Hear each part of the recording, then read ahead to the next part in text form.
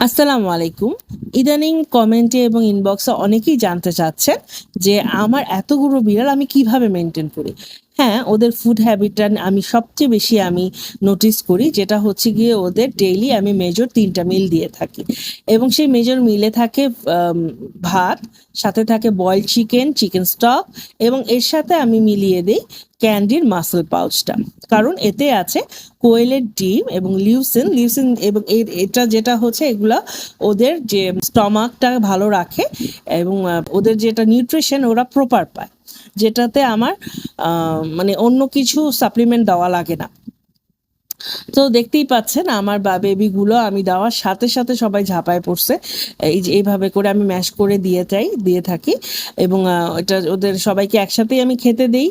এতে কি হয় আমার চোখের সামনে ওরা খেলো আমার আইডিয়াটা পেলাম যে ওরা কতটুক খাচ্ছে এবং কতটুক খাচ্ছে না এবং এটা আমি ফলো করি। যেমন এই যে রোমিও ওকে আগে দেইনি দেখে ও রাগ করে বসে আছে, ও খাবে না।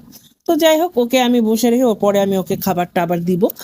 এই জন্য ওর জন্য একটু রেখে দিয়েছি।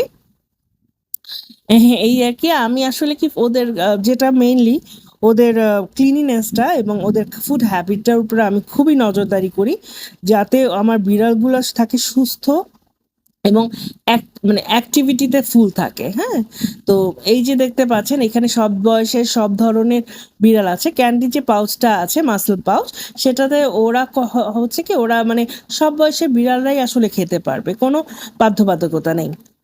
আই রোমিও, এই কি হলো? সবাই খাইলো, তুই খাইলি না? জলদি খাইতে আয়। না আমু, আমি খাবো না।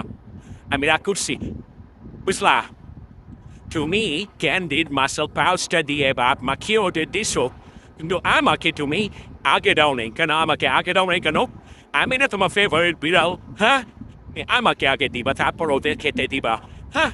তুমি ওদের আগে দিছো, তাও আবার ক্যান্ডিড মাসল পাউচ দিয়ে।